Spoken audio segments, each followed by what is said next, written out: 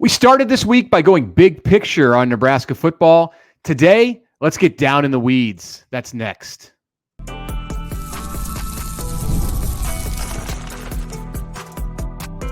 You are Locked On Nebraska, your daily Nebraska Cornhuskers podcast, part of the Locked On Podcast Network, your team every day.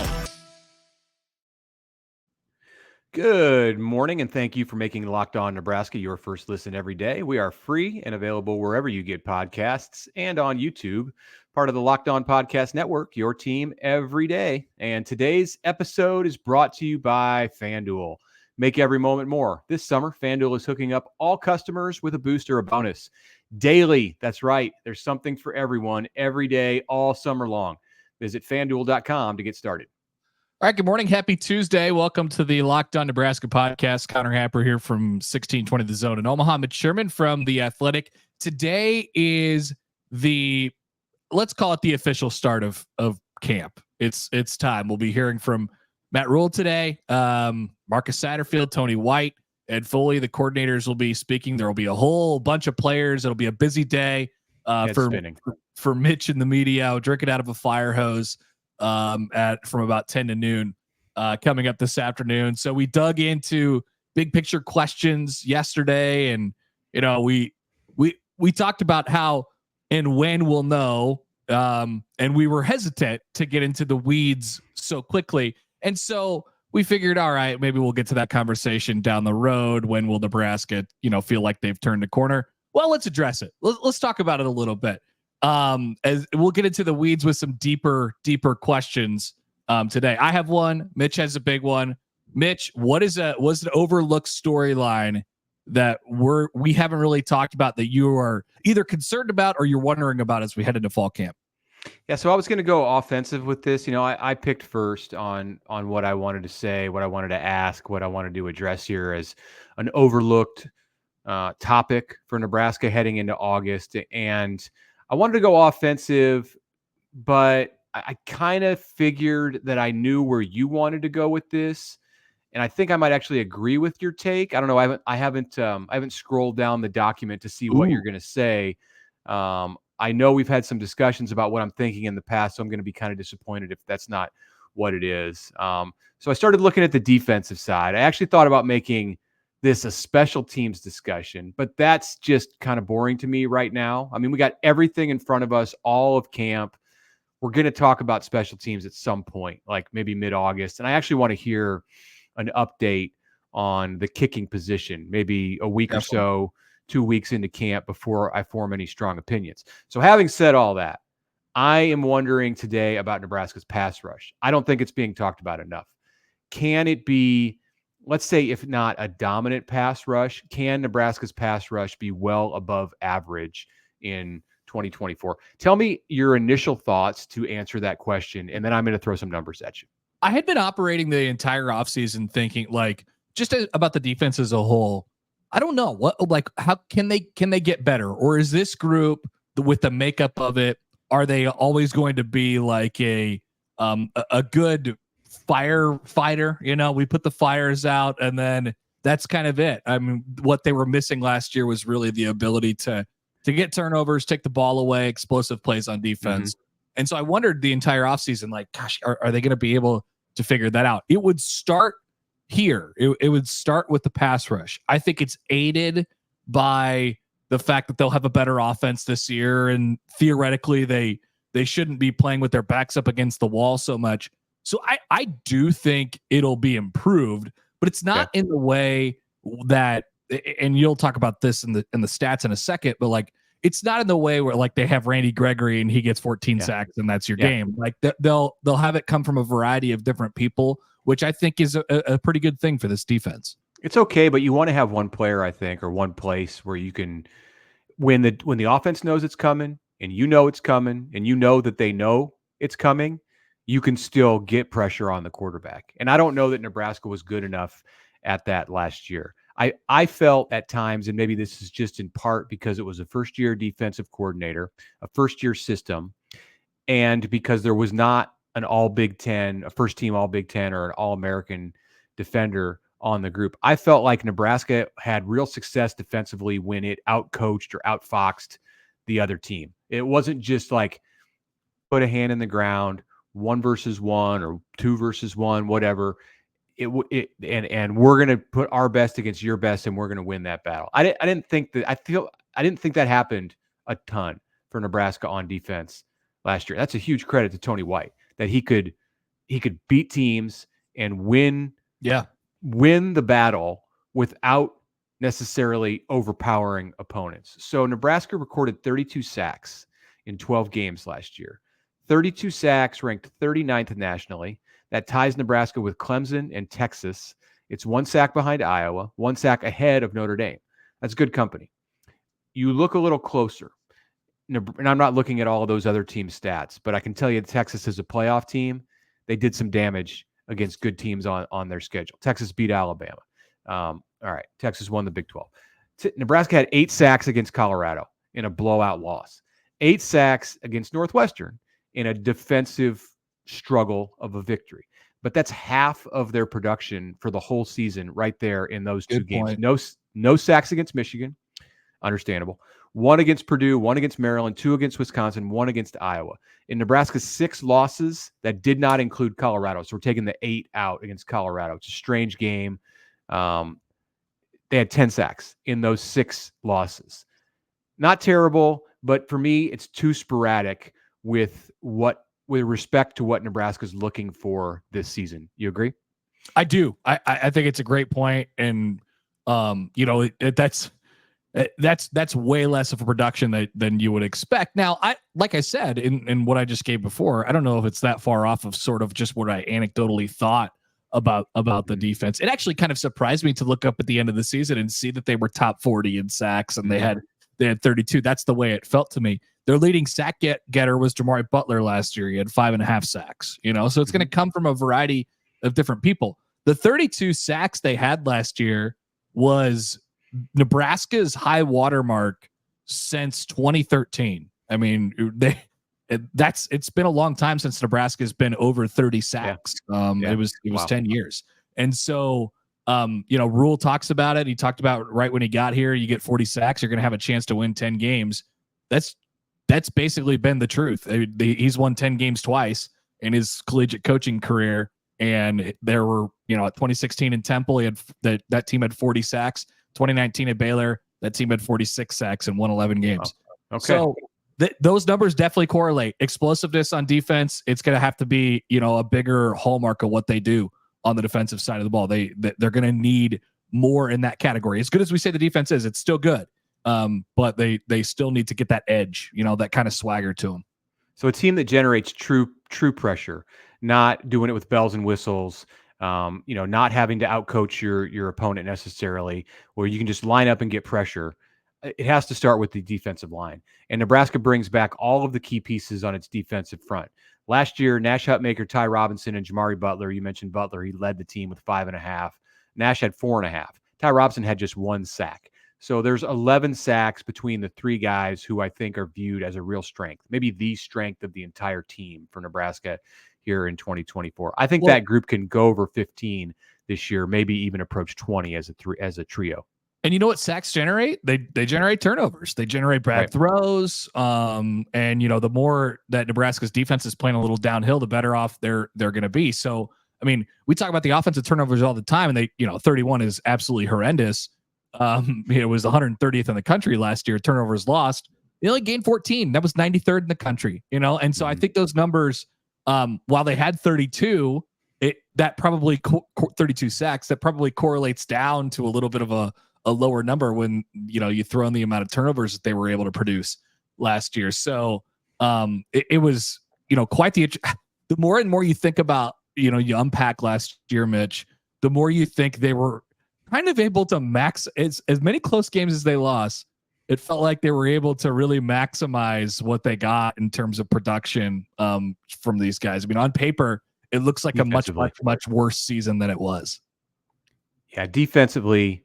Well, yeah, it looks like a much worse season when you look at the turnovers and the offensive production, and that tells you something. The special teams was not like over the top great.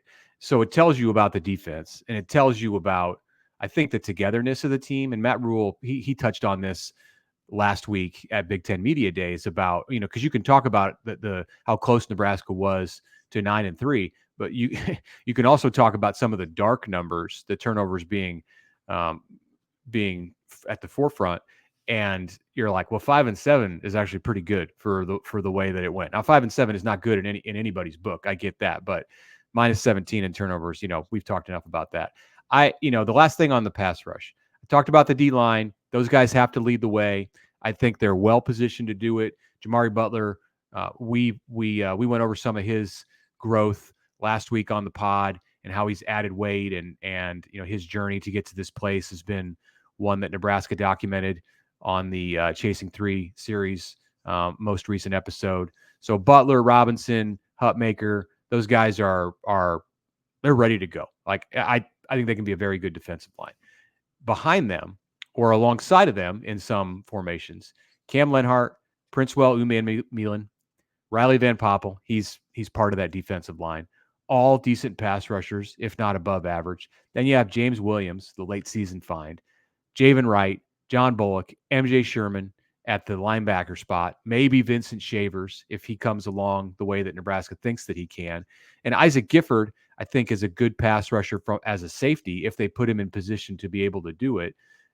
Maverick Noonan, another overlooked guy, forgotten guy coming off of a knee injury. I think he can get involved. So they have a lot of pieces and a lot of places they can come from to generate a pass rush. I think it's going to have to be a combination this year. If you want to get to that magic number of 40 that you were talking about, it's got to be a combination of some of the things that happened last year where Nebraska caught teams off guard at times, and then also having the ability to just line up and get pressure on third down, which is when teams are in max protect or they know the pressure's coming. To your point here, I mean, one last thing on the defense. I mean, they played a lot of young guys last year. So you're talking about Lenhart and Princewell, and it's created a situation. And I wonder how they'll handle. I think it's a defense that likes to play a lot of people. I think Tony White likes to play a lot of people because they will like to trust their defense and they like to develop, right? But what's that push and pull look like in year two, where maybe it's less about development of young players and more about, hey, let's go. We got to lean on our hogs here to try and win some games. So I wonder about that too going into this year, but it's certainly a pretty good setup going into the second year. We'll come back here. We'll talk about my big question as I have an overlooked storyline as it pertains to the offense this year. And we'll also see if Mitch guesses it correctly. Before we go, please subscribe, follow on Twitter at LockedOnNEB. I'll be interacting with you guys on there, so follow us on there and send us a tweet if you like the show, if you dislike it, whatever. Email as well, lockedonneb@gmail.com. We'll be back after this.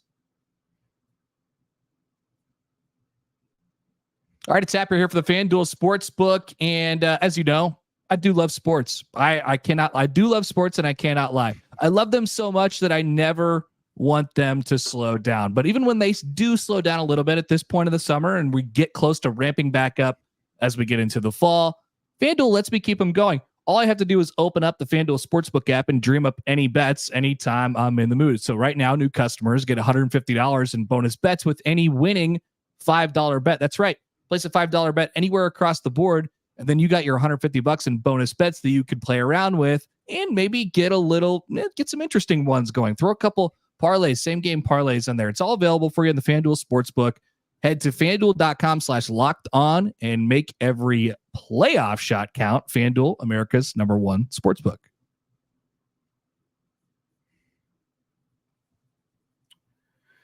Okay, welcome back. Mitch Sherman here from The Athletic. Connor Happer joins me for a couple more days before he takes a little break to enter the world of fatherhood. That will be a great development that we're all looking forward to share with him as much as he lets us in here at the end of the week. So I've received so much advice, by the way, Mitch. I mean, it's hard for me. I need to pull up a notes for anything, just whether it's about like the hospital or what happens in the first couple days or weeks or months or whatever. So many people telling me so many things, and it's all appreciated. So I feel well prepared as well as I can be.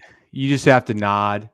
and I was doing it too. I was giving it to you. You just have to nod and be. I mean, everybody who's been down that road, they want to give you advice. So just nod and then I like react. Yeah, react to how your situation demands, because it's probably going to be different than everybody else's, or it definitely will be.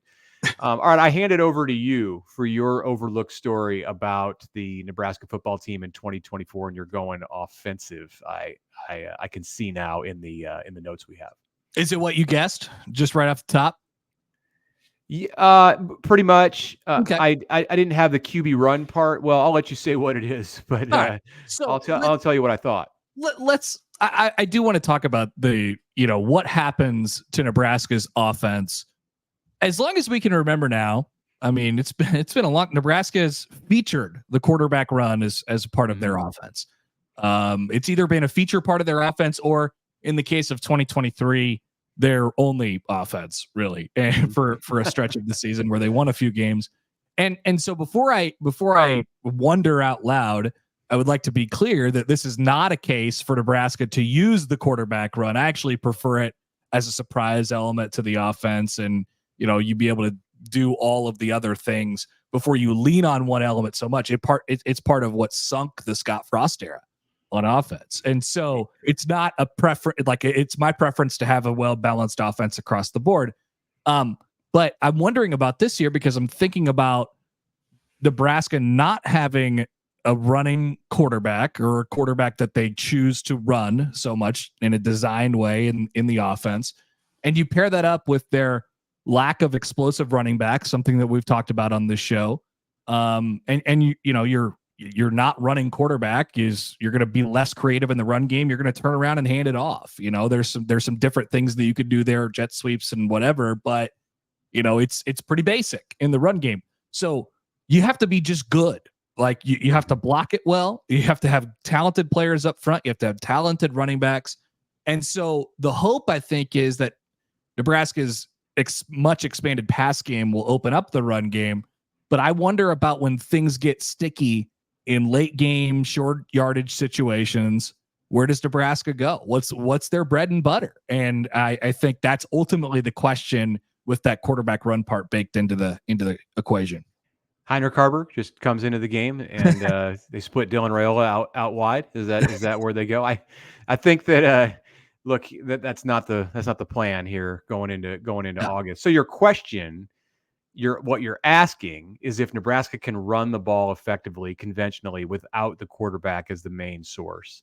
Yeah. I thought you were going to go with, can Nebraska have an effective running game without a workhorse? Kind of along the lines of the 1,000-yard back. But I actually like this better. I like this topic a little bit better about the eliminating the QB run. If Nebraska gets to October 1st and the starting quarterback has run for, let's say, more than 150 yards on the season, that's bad. Something has gone awry. So it's actually the bigger question. Like, I've wondered about the quarterback run game for forever, and I think they can displace some of those numbers. I don't know if they'll be as, I mean, they're only they were so reliant on explosive plays last year. I wonder how explosive they'll be this year compared to how just consistent they'll be. But really, I think the bigger picture question is just what's their bread and butter? What's going to be the thing that they're good at? When it is in those tight late game situations and you need to get a first down to stay on the field, or you need to get a first down to extend the game, who's got the ball in their hands? Is it Dylan Raiola? Because I think he is the leading candidate right now. I think it is. And I think that's where the mastery of some things in the offense that Nebraska struggled with for quite some time are going to be extremely important. He's got to be effective in the RPO game. And by RPO, I mean kind of the PO. Like, you take the R. Yeah. I mean, he can maybe hand it off, but like a run pass option is not quarterback run, quarterback pass option. It's and a lot of the RPOs are, you put the ball in the belly of a running back, or you flip it out to the tight end. I think Dylan's going to be especially good at getting the ball to the edge, into the hands of playmakers as they are in stride with the chance to pick up short yardage or big yardage in some situations. So it may be that Nebraska's bread and butter on 3rd and 2 or 3rd and 3 ultimately becomes a pass to Thomas Fidone or to Carter Nelson or to Ramir Johnson or Gabe Ervin or Emmett Johnson. There are Jalen Lloyd on a jet sweep or something like that. And the bread and butter, I have a hard time seeing it being straight ahead, off tackle left, over the center. And it's not because Nebraska has issues on the offensive line. I think Nebraska has a good offensive line if it stays healthy and players can get entrenched at the positions that they start the season at. But I think they can be. I don't think they have necessarily that player in the stable of running backs who can be the most relied upon person to get a first down when a first down's needed. Yeah, your best possible play this year, if you need 6, is something that involves Dylan Raiola throwing a pass. I think whether it's in the RPO game or the quick screen game or the slants or whatever it might be. It's with the ball in his hands. I think that's my operating theory right now. And that should help, continue to open things up for the run game.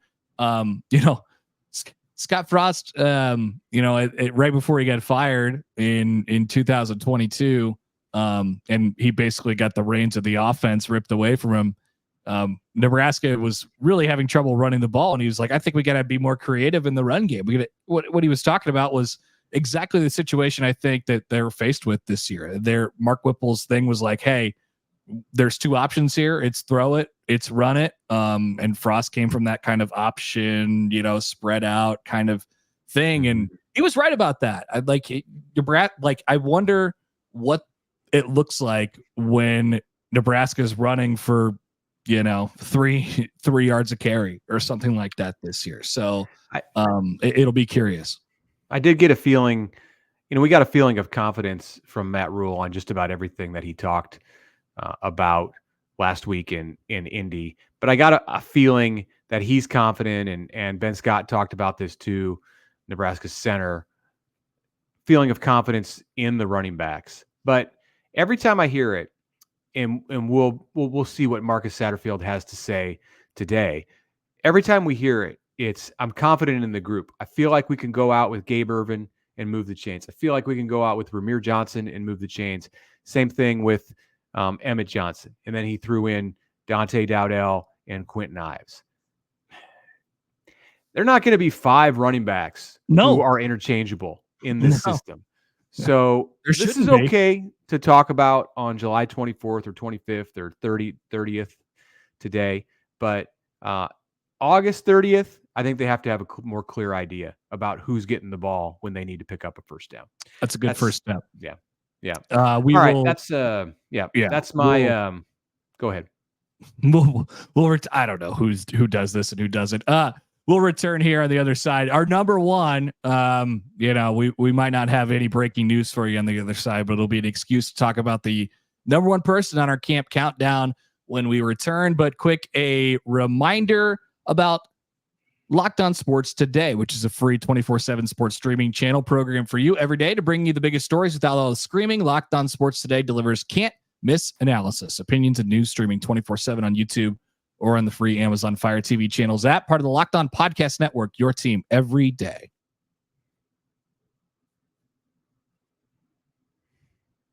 All right, it's Connor Happer here for a new sponsor to the Locked On Nebraska podcast. It's Ibotta. That's Ibotta. Ibotta is a free app that lets you earn cash back every time you shop. Earn on hundreds of items from groceries to beauty supplies to toys.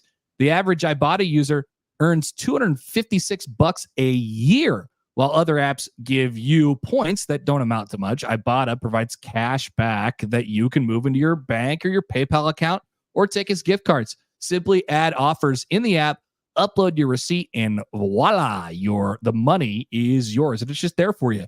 Save on over 2,400 brands. Shop at more than 1,000 retailers, including your favorite grocery stores, Lowe's, Macy's, Sephora, Best Buy, and more.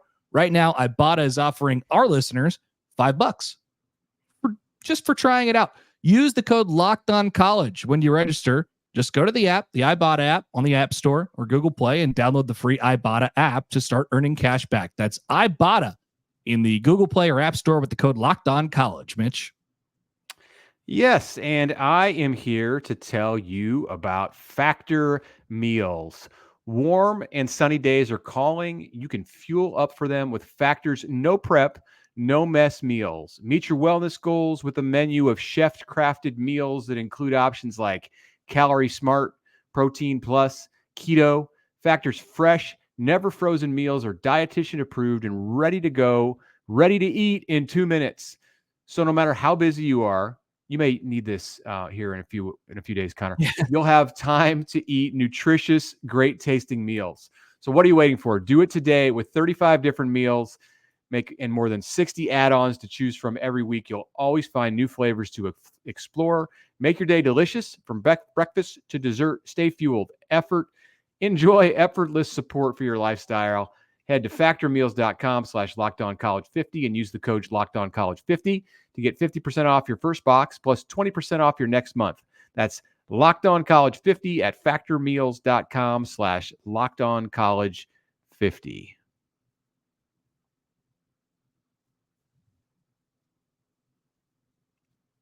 All right, we are rounding out this Tuesday show as we get ready to hear from coaches this afternoon. We'll have the breakdown of all that stuff tomorrow as Nebraska will begin camp, and the perfect day to end our camp countdown, the countdown of important Huskers. It's gone through many, many names throughout this period of time in which we've talked about it. We've got through your top 10. We've talked about guys from kickers to linemen to linebackers, tight ends and wide receivers, defensive linemen. Well, there is indeed one position that we haven't talked about yet. The number one player on our camp countdown, Mitch, is... This is not a surprise. It is Dylan Raiola, the true freshman quarterback. Imagine that. So why do we have Dylan Raiola in this spot? Not just because Dylan Raiola plays quarterback and it's the most important position on the team, not just because he was a 5-star billed as savior of the program, son of Husker great, nephew of the offensive lines coach, not just because he was committed to Georgia and Ohio State, who are the torchbearers for championship level football in all of the nation. No, those things are all secondary.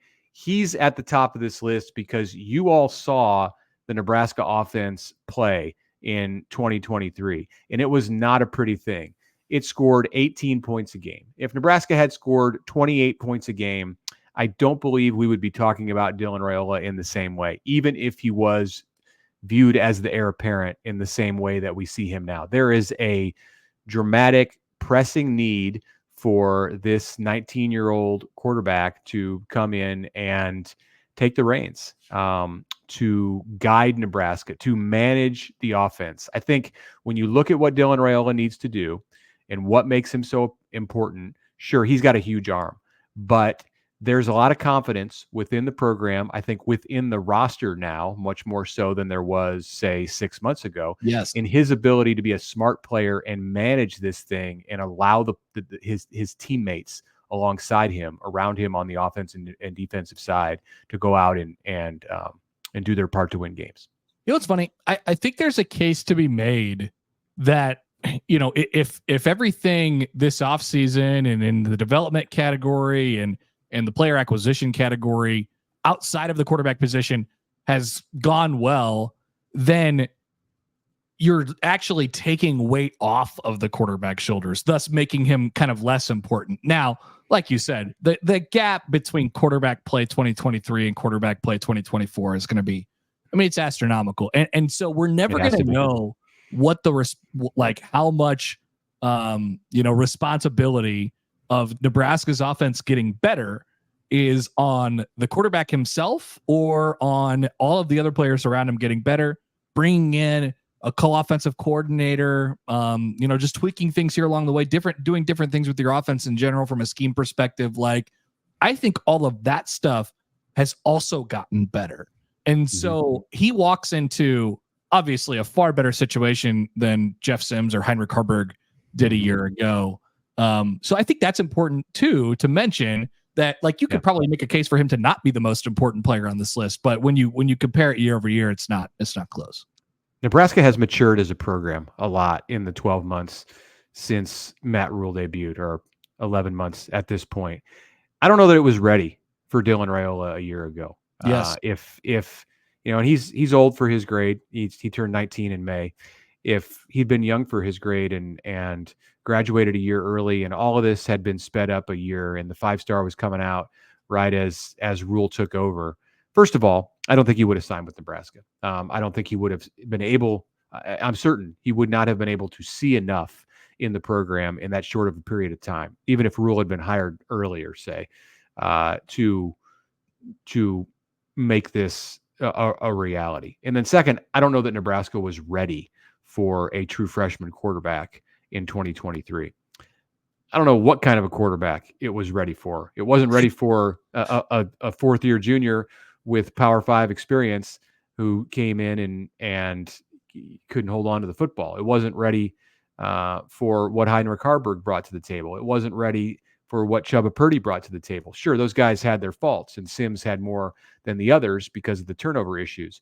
But part of their undoing was Nebraska's own issues. So they seem to be in a different place right now. And then you add into that formula what Dylan's own maturity, the maturity of the system around him, what he's bringing into Lincoln. I have a story coming out tomorrow, Wednesday, on The Athletic about Dylan's offseason. It was meant when I started reporting it on kind of like, what did Dylan Raiola do over his summer vacation?